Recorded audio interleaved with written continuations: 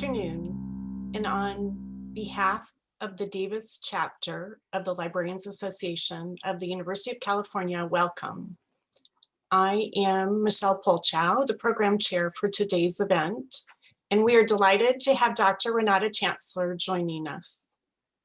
Before we can begin, I have a few housekeeping announcements. Today we'll be taking questions and using the Zoom's Q&A.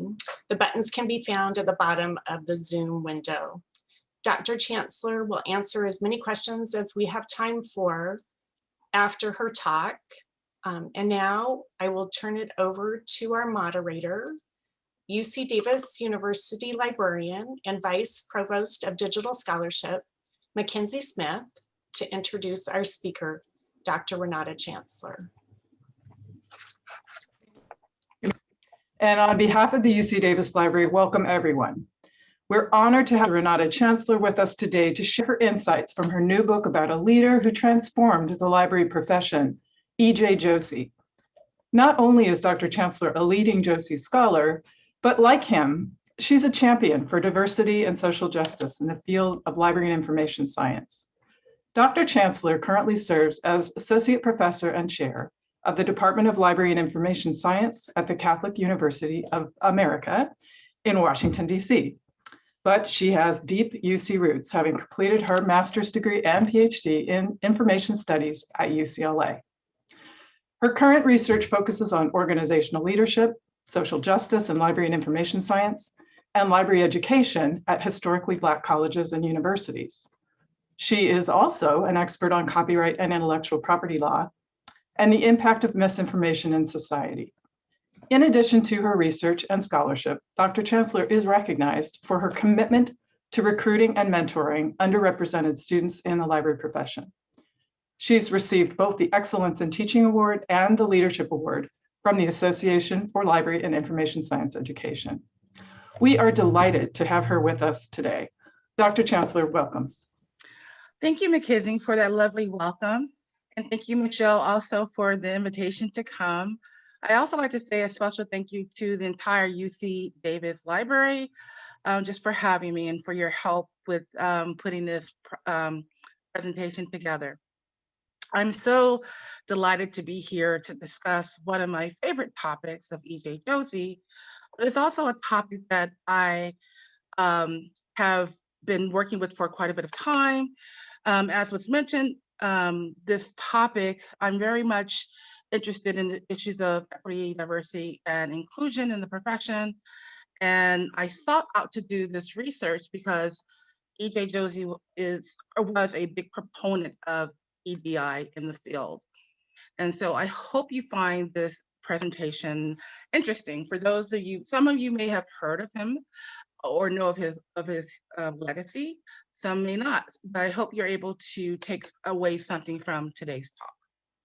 So before we begin, and I just kind of decided this on the cuff, I didn't even tell anyone, I want to give away one of a signed copy of my book on E.J. Josey. So I encourage you to use this handle that I have on the screen on Twitter, hashtag E.J. Josey Black History Month, because it is the month of Black history that we're celebrating Black achievements. And if you can tag me at @Chancellor, if you can tweet out something that you found that was something new that you've learned about E.J. Josey or the library profession in general, that would be great. And I will go through after the talk and I will select one person to give away a free signed copy of my book. It's just my way of keeping the conversation going long after the talk. So E.J. Josey is, or was someone who was a big proponent in the field for, as I mentioned before, working towards equity, inclusion, and diversity. And his life, I feel, is an excellent model for us today. So this talk is going to talk a lot about history during Josey's period of time in the American Library Association, but has a significant relevance today. when I first embarked on doing this research on E.J. Josey, I struggled to, as I was collecting data, I struggled to just, I was finding all this wonderful information about him, but I wanted to not just write a book on just glorifying his life. I really wanted to scrutinize his contributions. And so one of the things that I did early on is that I started looking at, because I know he was a significant figure in the field, I wanted to look at some leadership models and kind of see how he measured up in terms of his leadership. So while this book is about, it's a biography on his life, it's also about his leadership and how effective he was as a leader. And so I used leadership as a framework to do a lot of my investigation for this, for the book and interviews, etc. So I looked at Bernard Bass's Transformational Leadership model. And the model has 4 components. And it's interesting to look at the components because I looked at those components and I measured it against Josey's life. I looked at his life as a child growing up in Portsmouth, Virginia. I looked at his life when he was in as a high schooler student, also in his profession and also in his later life. So I looked at all aspects of that, and I interviewed quite a bit of people. I did a considerable amount of documentary research to really come up with my findings. And so this model, I don't want to get too much in the weeds, but this model has 4 aspects of leadership. And they're listed here in terms of they lead by example, they encourage learning and growth, they empower people, and they also inspire people. So Bass's model basically looks at those components, and I use those models to kind of measure Josey by. So the 2 guiding research questions that drove my research were what was the impact of Josey's leadership on the profession? And in what ways did he transform the profession? So these are the research questions that kind of guided the study. When doing any type of historical research or any research in general, there's always context. So a lot of times data people just gather data and, they know, specific timelines or events, but context is very important.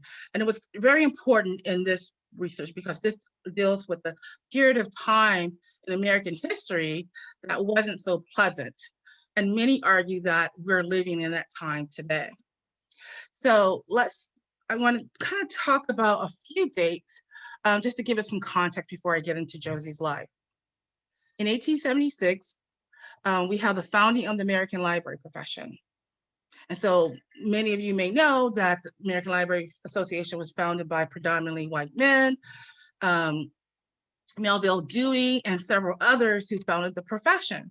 Now, we're not want to get into a whole discussion about the founders, but there is like a history there that is not so pleasant about the founding of the library profession. I'm sorry, the leader of the founder of the library profession.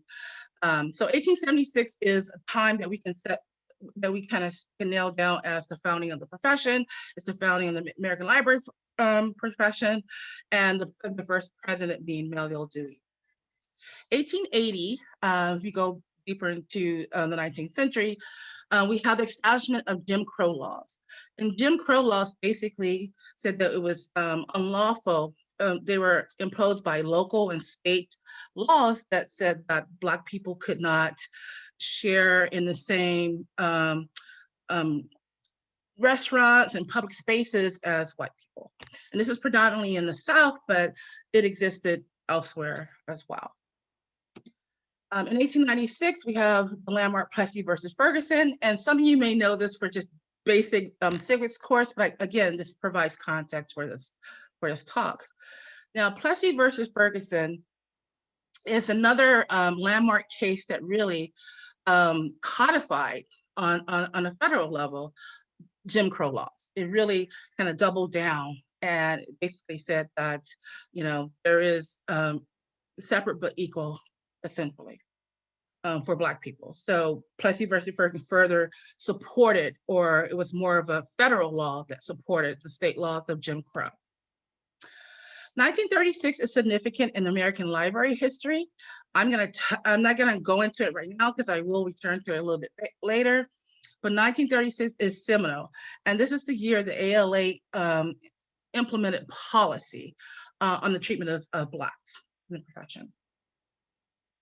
1954, Brown versus Board of Education. It's the first landmark case that allowed, that basically disbanded, it was the beginning of disbanding segregation. And basically Brown versus Education said that all public institutions like schools, or basically schools can have, would not discriminate, would not segregate. And so that was a seminal case in American history. And it brings us to the last one, which is the 1964 Civil Rights Act. The 1964 is also seminal in library history as well, and we're going to get to that in a little bit. So I just wanted to give you a timeline just to kind of set some context for what we're going to discuss a little bit later. Okay, so let's talk about E.J. Josey. He was born in 1924 in Norfolk, Virginia. He was raised in Portsmouth. Norfolk and Portsmouth are separated by, I believe, the James River. He was the eldest of 5 children. He graduated from IC Norcom. He graduated at the age of 16 because his father passed away his sophomore year in high school, and he actually finished early. And him being the oldest in the family, he actually helped to support the family. So just to give you a little bit of history about Portsmouth, because I spent some time there in terms of collecting data for the research. It's located in beautiful Hampton Roads region in Virginia area. It was established as a city in 1858. The primary work in this city, in this town, it was the naval shipyard. And actually, Josey's father worked at the shipyard. Population is approximately, from the 1930 census, which is around the time that Josey was growing up, the population was approximately 45,000, and also was 52% African American. The part of the Portsmouth that Josey was raised was very impoverished. It was in the Mount Hermon area. It was highly populated by African Americans. They had a heavy church life. Josey himself was part of, he loved church. He played organ in the church as well. The community of Mount Hermon, which I spent some time in as well, had valued education tremendously. And it was interesting when I went back and spoke with some of his childhood friends and his neighbors, and just getting a feel of the city. Many people rose up from this impoverished community to do great things in their own right. For example, there were a lot of lawyers children who became lawyers. There were some who became judges. There were some that became professors. So it's really interesting how this impoverished, tight-knit community really grew up and did wonderful things.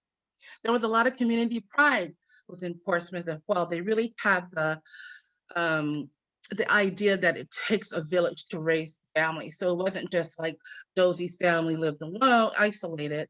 They all looked out for each other. And they all had a lot of community pride. And even though they were very impoverished, often not having enough clothes to wear and the latest clothes and a lot of food to eat, Josey himself said he never felt very poor. His mother, who was big on song and religious music herself, you know, she taught them all types of music and poetry, and he often says that he felt very rich with spirit and not necessarily with, you know, financial needs. He went on to graduate from IC Norcom High School. And in this picture here on my right, you'll see a picture of the school in the 1920s. To the left, you'll see a picture of E.J. Josey as a child with some of his friends at I believe it was like a school event, and he's pictured there. Here's a picture of the Portsmouth Library in the 1930s. So during this particular time, Blacks could not go into, it was segregation. So they couldn't go into the library with whites. And so this particular library, even though it looks very shackled here, Josey couldn't even go into this library. So this space now has been designated as a historical site, and now it is a research center. So I was able to visit there when I did the research. So just a little bit more on his community as well. This is a picture that I found in some of the archives, and this is pictured in 1973. So this is post-civil rights. This is post all the rioting, that high time of rioting during the civil rights movement and civil rights period. So this picture is in 1973, and this is at IC Norcom High School, where Josey went to high school. They're having a riot, a race riot here. So this went on well into the 70s. So one of the things Josey did, because he graduated, like I mentioned, he graduated from high school at the age of 16. He took odd jobs. He played organ to raise money, and then he went into the military. He went into the Army. And he speaks to his time in the Army that really shaped his thinking as to why he fought. He pledged his life to fight for civil rights. And one of his experiences occurred when he was in the Army, and he was boarding the bus, and the bus driver told him to step aside and let the white passengers go, soldiers to go ahead of him, and Josey wouldn't do that. And so the driver pulled out a gun and aimed it at Josey, and he wouldn't back down. He decided that at that particular point that he would never back down to racism or to any type of civil rights, and often advocate for civil rights. So he served in the Army from 1943 to 1946. Again, that's where he stood up for himself. And then one reason why he was able to go on, even though he was raised in a very impoverished community, one reason he was able to go on to pursue education is because he received the GI Bill. And for those of you who may not know, the GI Bill is a military benefit that allows you to use for school, to purchase property, etc. So with the GI Bill, he was able to go forth and get his undergraduate degree. He received his BA in music from Howard University in 1949. He went on to pursue his master's in history from Columbia in 1950s. And then he received his master's in library science from the State University of New York in 1952. So for Josey, he realized he wanted to pursue librarianship, and because he actually worked in the library at that particular time. So he was interested in his first job at the library was in Philadelphia. He was interested in moving from the South, and his first job was at the Free Library of Philadelphia in 1953. He was the librarian. He had such an unpleasant experience there that he decided to leave librarianship altogether. And when he left librarianship, he took a job as an instructor in history at Savannah State College in 1954. Savannah State College is an HBCU. But after a year working there, he missed librarianship. So he decided to leave Savannah State, and he was offered a position at the director of the library at Delaware State College. He was there for 4 years, and then he did such a great job at Delaware that he went back to Savannah State. The librarian, the director, the president of the university got wind of all the wonderful things that he was doing at Delaware, that they wanted him to kind of replicate that at Savannah. And some of the things that he did was and I think he was so much ahead of his time. One of the things that he did that I thought was fantastic was that he brought in wonderful people to help bring other people into the library. Like he brought in celebrities. And so, for example, James Baldwin came into the library and Langston Hughes came into the library. Excuse me. And so he was able to do that. And so that really drove up interest in the library to people within the university as well as outside of the university. So that actually worked well for him. So he pretty much worked in academic libraries most of his career. He actually left Savannah, and then he became the chief bureau of the New York Department of Education in upstate New York. And he was there for 20 years. And he did a lot of innovative things in terms of developing what is a system within the library system in New York with borrowing materials. Again, I believe that was ahead of his time. It definitely is not the technology that we have now, but what he was doing then was basically sharing materials and finding ways to link community colleges with materials as well as state colleges as well. He became the professor. He left New York and he was granted professor at the University of Pittsburgh, where he taught library science he taught library science. And one of the things that he was so that was so impressive that he did in Pittsburgh was that he was able to recruit a lot of members to the university.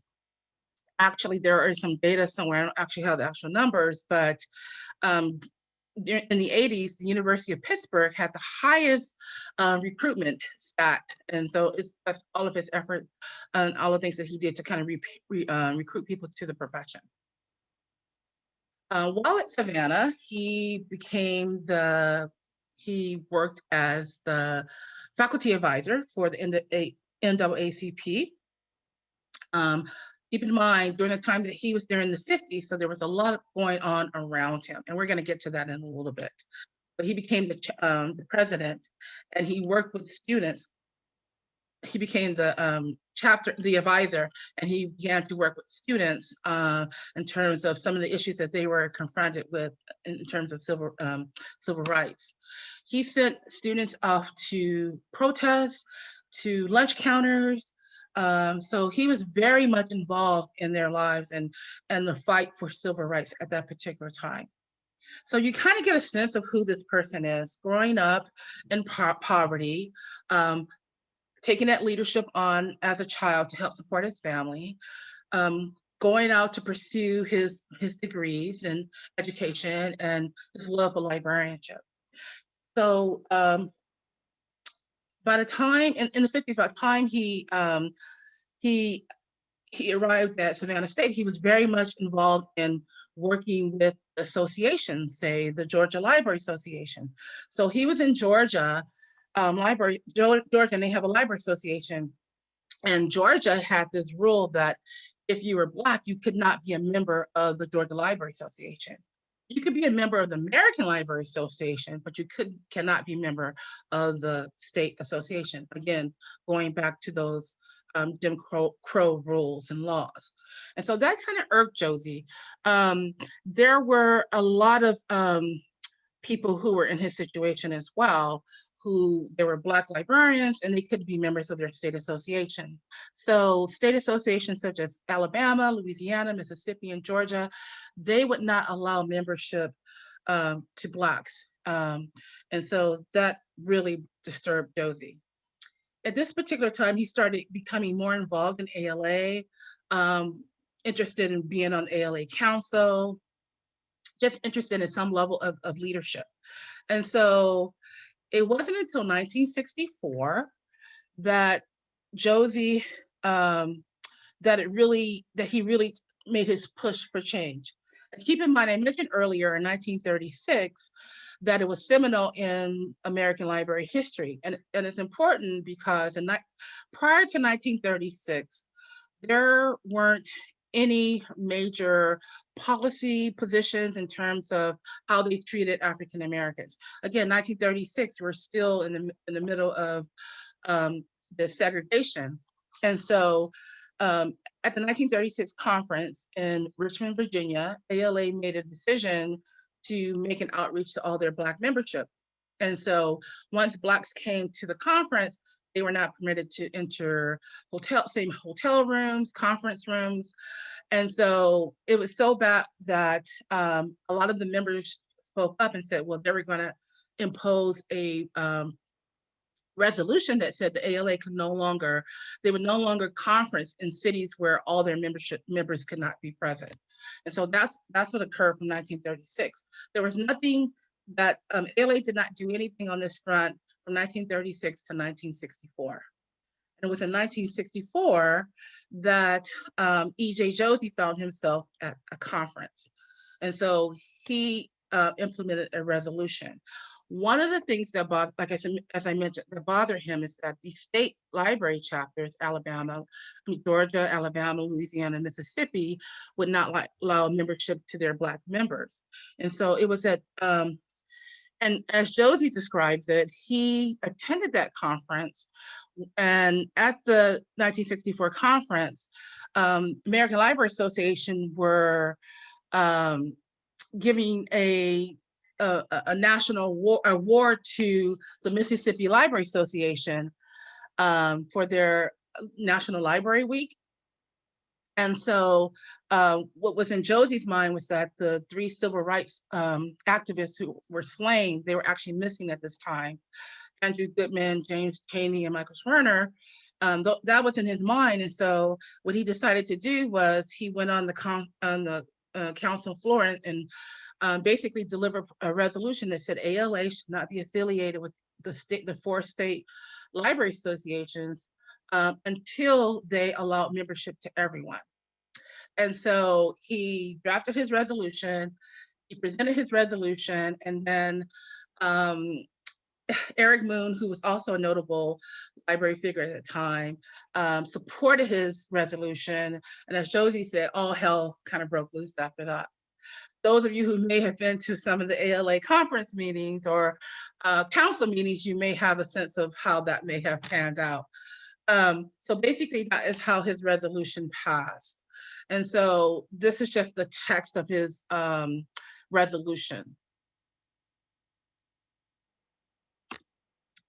So moving past the 1964 resolution, Josey went on to found the Black Caucus of the American Library Association, because even though he is attributed with fully integrating the American Library Association with that resolution, it's hard to shift minds. And so Blacks and other minorities still felt that, they weren't really respected in the workplace. They weren't respected within the organization. There was no change to leadership. And so one of the things that Josey did was to create this caucus, the Black Caucus, which kind of like mirrors the United States Black Caucus, Congressional Black Caucus. And so he founded the Black Caucus in 1970. He went on to, and so from the Black Caucus, it actually set the model for other ethnic caucuses as well.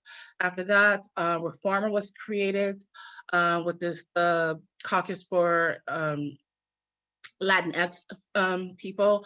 Apollo was created for Asian Pacific.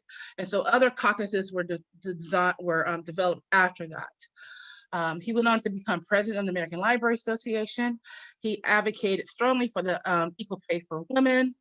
He authored numerous books on the topic, and he was always a vocal advocate for equality.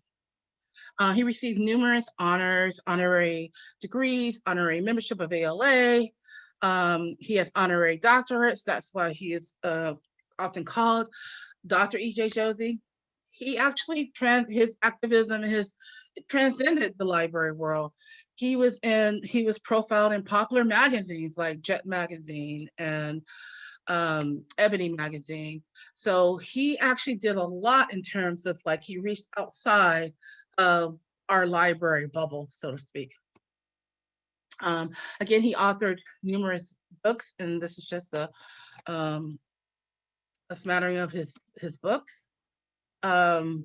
So I just wanted to kind of talk a little bit about the methodology, how I collected a lot of this information. Not only did I interview Josey and his several times and his contemporaries, but I also surveyed secondary sources. I did considerable documentary research. And I basically traced his life by going back to his hometown in Portsmouth, Virginia. These are some of the archives that I visited to collect my data. And so in thinking about the things that he did, his contributions, and thinking about those 4 components of that transformational leadership model, when you do the analysis and I see like patterns of the things that he did, it's really hard to come to the conclusion that he was not a transformative leader. He definitely was. He not only just transformed through the action of his resolution, but also when he became president and the things that he did in terms of putting women at the top of leadership in the American Library Association. Again, the American Library Association then is not like how it is now, where it's predominantly women.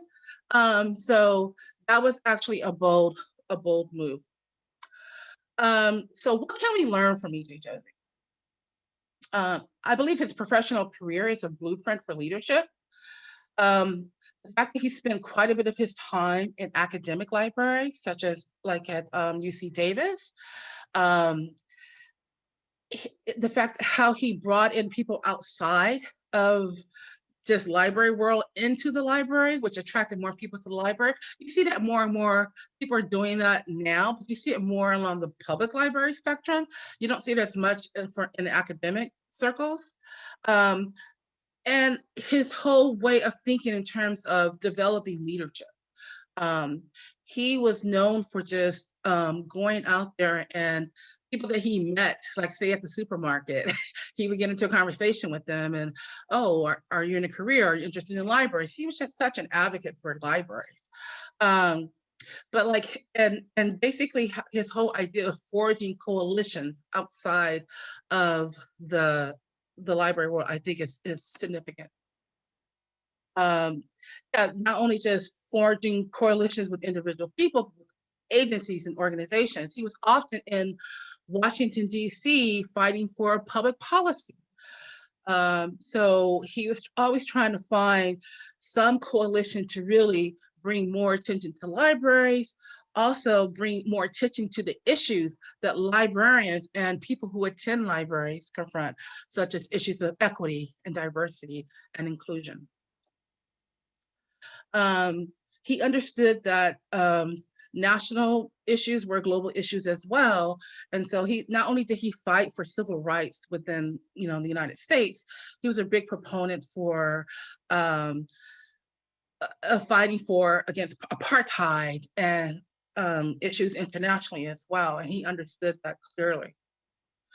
But I think the biggest thing that we can learn from him is that his persistence, and not only in getting what he wants, his agenda across, but holding people accountable to the actions that they do or the silence that they have. And so he was very persistent. He was proactive. He was a very kind person, but he was also able to be proactive in terms of thinking through his strategy. And, if they tell me something, if they tell me no, well, maybe we can go a different way. So he was very proactive in how he was able to get his agenda across. And he's also very passionate about, as I said, libraries and the profession. So I think those are some of the major things that you can take away. But when you think about Josey within the context of what's going on in the world today, specifically the United States, in terms of policing of Black people and the discrimination that we're having at work or in workspaces. Josey, I think, is a great example to look to in terms of how to solve these issues. He was very good with bringing people together and resolving issues, and forging coalitions. He understood that he could not do it alone. He had to have other buy-in as well. So he does give you a lot. His actions actually provide a great model for what's going on today.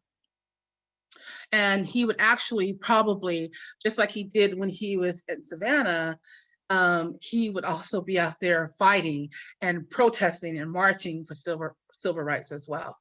So what? So why is this even important? I think it's important for a number of reasons, but one of the main reasons is that the profession often library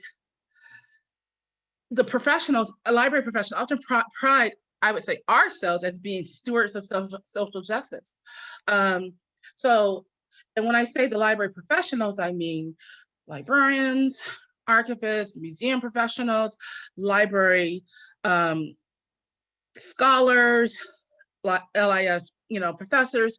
I mean, everyone who's in this field. We pride ourselves with issues of equity. We pride ourselves with, fighting for issues of equity. We pride ourselves with, there is this digital divide. We need to balance that digital divide. But the digital divide, that's that's an economic issue, and that is social justice. Equal access to information, that really stems from an economic issue, and that is social justice. So if we pride ourselves in being a profession based on democratic principles and fighting and also fighting for social justice, don't we owe it to our communities that we serve to really address these difficult issues? And I feel often, and they're hard, challenging issues, and I feel often look away or don't want to address or deal with these issues. But I feel that we're doing a disjustice not only to the communities that we serve and to ourselves if we look away. And I think that's important for us to kind of be mindful of as librarians and information professionals. And so I'm going to close because I know there are some questions that I'm sure you guys have questions, but I want to leave with Martin Luther King's quote, that history will have to record that the greatest tragedy of this period of social transition was not the strident clamor of the bad people, but the appalling silence of good people. And I think I chose this quote because when you think about what's going on today, you think about libraries are using neutrality not to address a lot of these issues. That is an example of silence. That's an example of not turning a blind eye to the injustice that we see in society, and thinking that that doesn't impact libraries or impact our users or our students. That is silence as well. And so we need to think about that, I think, deeply when we think about our profession and why we're in this profession and what role do we see ourselves in. So with that, I think I'll pause and take some questions.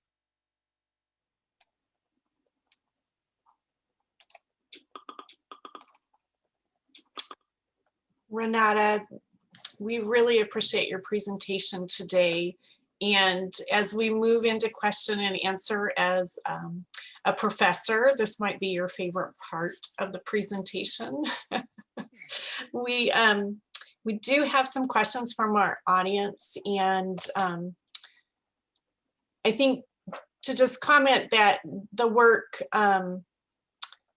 that you've done to show Josey's groundbreaking efforts to transform librarianship is really enlightening. And I think his enthusiasm for drawing people into the profession is something of interest.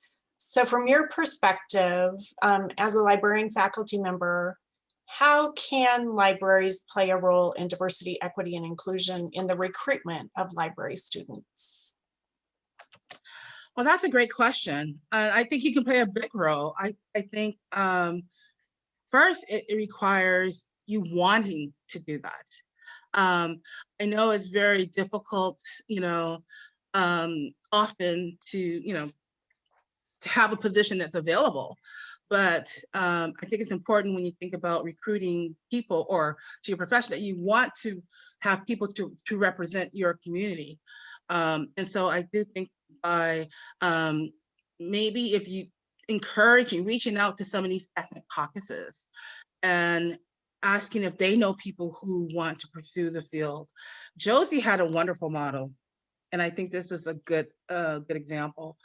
When he was at the University of Pittsburgh, what he did was he somehow, you can say befriended, but maybe he just reached out to people. Say, for example, he would call up someone in Washington, D.C. at American University and say, hey, you send me your best students, your best graduates.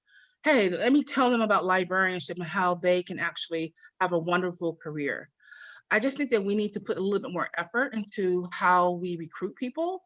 And yeah, and I think that's one great example of how we can reach out to them, to that population, I should say.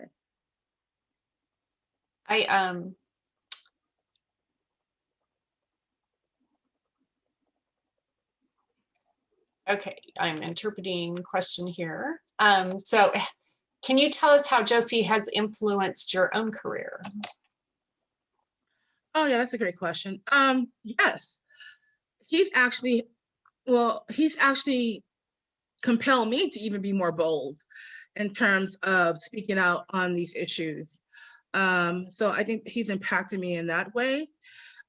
He's also impacted me in terms of understanding complex situations when it comes to this field, because one of the things that when I didn't stumble across Josey until I was nearly completing the library science program at UCLA, and I'd never heard of any Black librarian.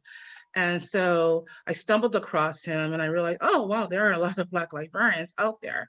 And so, and the actions that they're doing, I think that one of the things that I decided to do when I became a professor is that I was going to expose students to the diversity of librarians that are out there, because it's really not taught in the curriculum.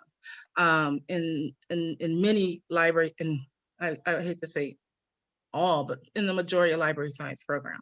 So that's one of the things that I just do, and not just Josey. There's so many others who have done so many wonderful things in our field that I want to bring, to light. All right, next question.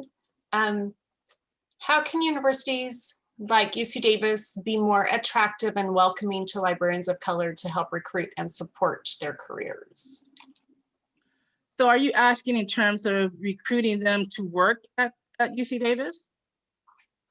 Yes, yes. I think one of the things that immediately comes to mind is just don't specifically choose. You often see, oh, we get one Black person and you check a box. That doesn't work. I think it's important to have multiple people when you recruit, because often people of color have unique challenges. They definitely have unique experiences at work. So don't just think, oh, we have one Black person, we have one Latinx person, we have one Asian person. I think it has to be a very targeted, concerted effort to want to diversify your unit and to provide support for them. I don't believe you guys are on the tenure. I'm not sure if you guys are on the tenure, but the expectation is to, do research and publish, right? So being supportive of that, and not, once they do come on board, don't expect them to be the spokesperson for all Black issues or all Asian issues. That that's not being supportive. Great, great direction. Our next question involves Dr. Josey and his involvement with the Social Responsibilities Roundtable. Can you comment on his work in this area? Yes, he did quite a bit. Actually, one of the reasons why he was able to be successful is because of the SRRT and the work that he did with them. I believe he did a lot with SRRT when it came to a lot of the international issues and fighting with apartheid. So a lot of the socially responsible roundtable had similar issues, and they each kind of worked hand in hand and supported one another. So yeah, I would say that was they were significant in his success in terms of being able to drive a lot of change in the profession, in the organization. This may or may not be related, but our next question is, can you talk about the resistance he faced while trying to enact change? His push for justice is one story, but the resistance he faced within the profession is also probably an important part of that story. Yes, and I believe I do talk about this in the book. One of the things that Josey was, he was anti anything that was discriminatory.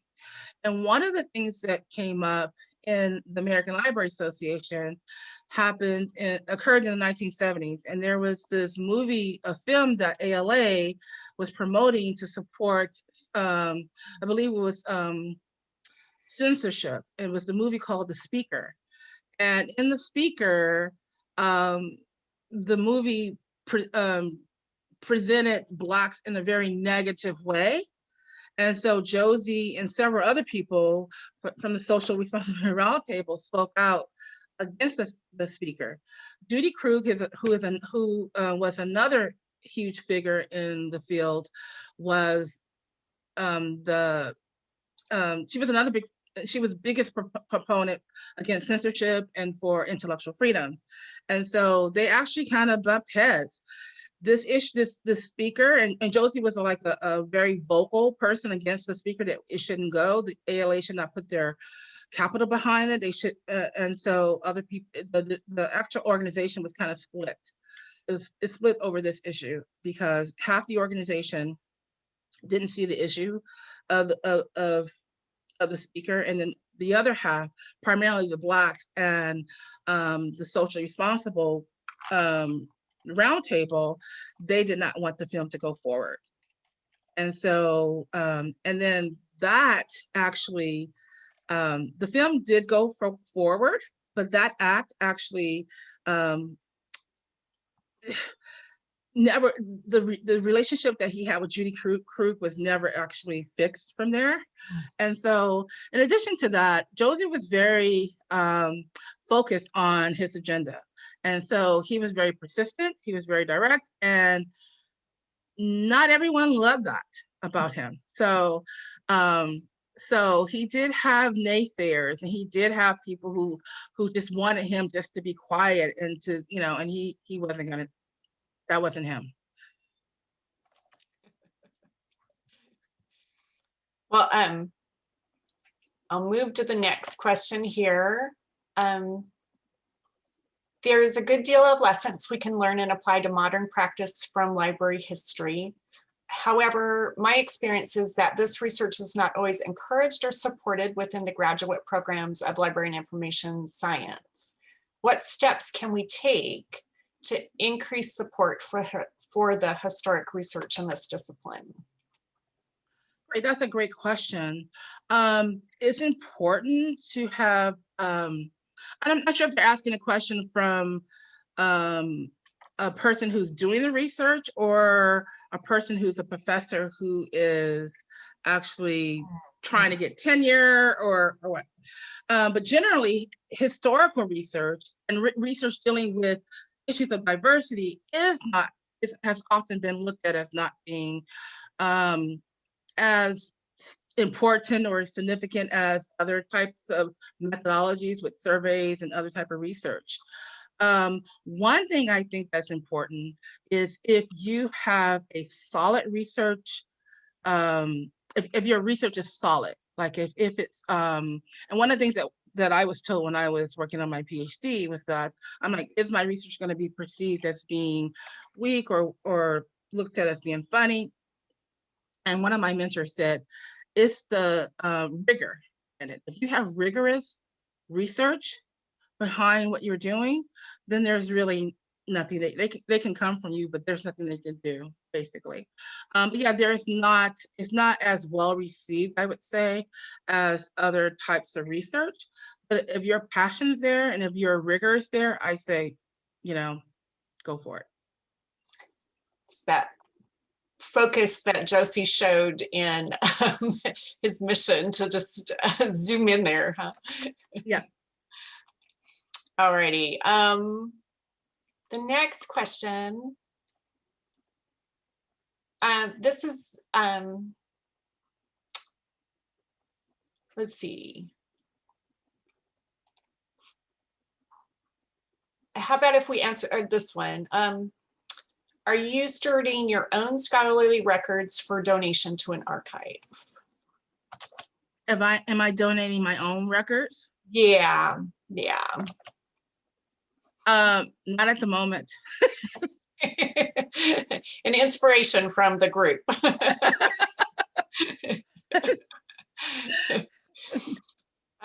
That's why you do these things publicly, to give you extra ideas, huh? Yes, absolutely. Alrighty. What research topics are you currently interested in pursuing next? And is there a research agenda that comes from your work that's been evolving through your work? Yes. So my research, really I have like two streams of research. One stream is really looking at human information behavior. And the other stream is really looking at issues of social justice and how that impact library and information services. And so if there is an issue that I feel like, one of the things I think that is often overlooked in research is looking at current modern day issues. And so some of the issues of injustices, like I just finished a paper looking at the issues and impact of racial profiling and issues of what happened to like George Floyd, and how that impacts libraries, because it does, they do. And so I'm very much interested in the intersection of issues of injustice with the library information science response.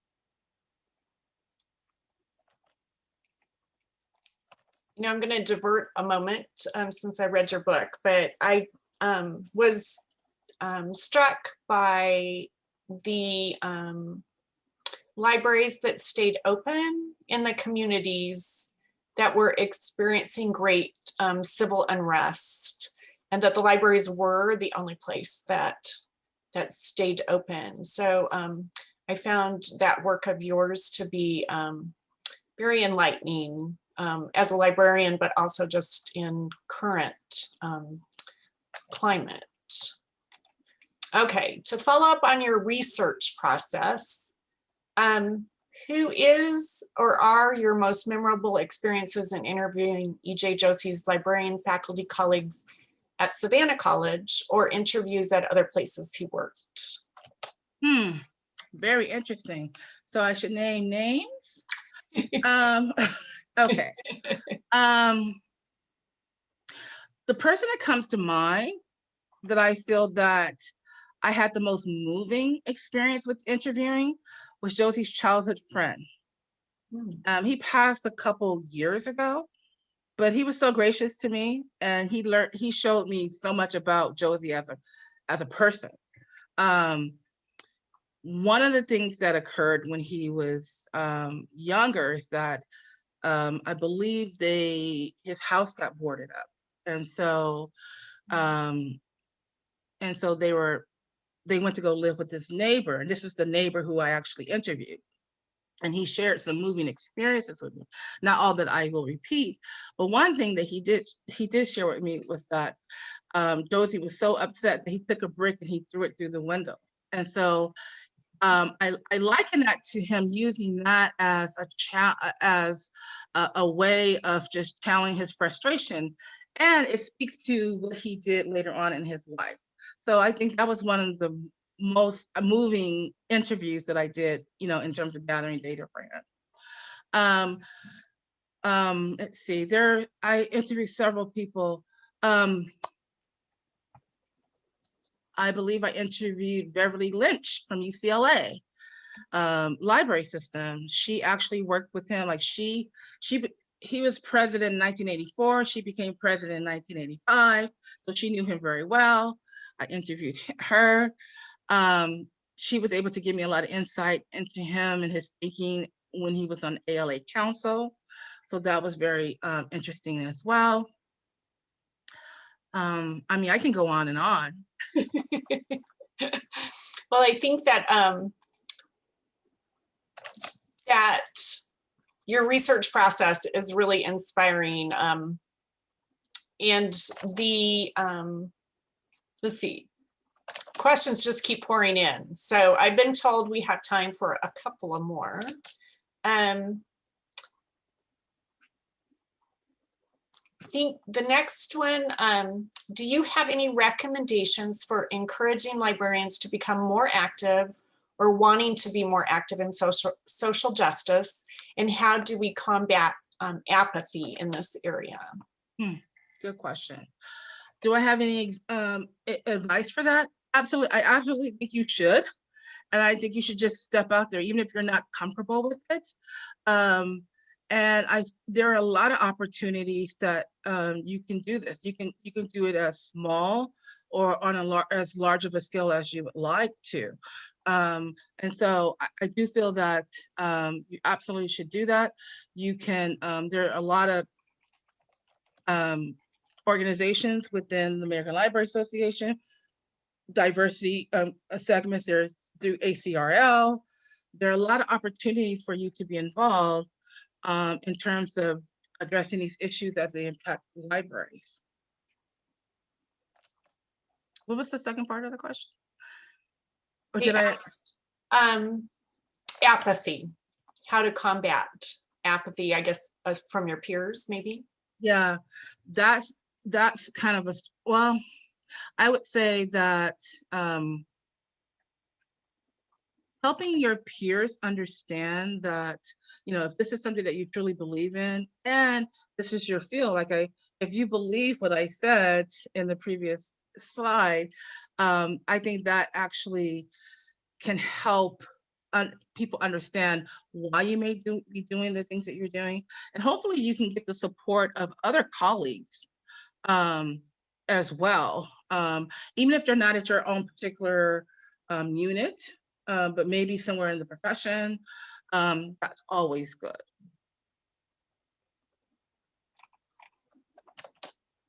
All righty, let's see if we can come up with one last question.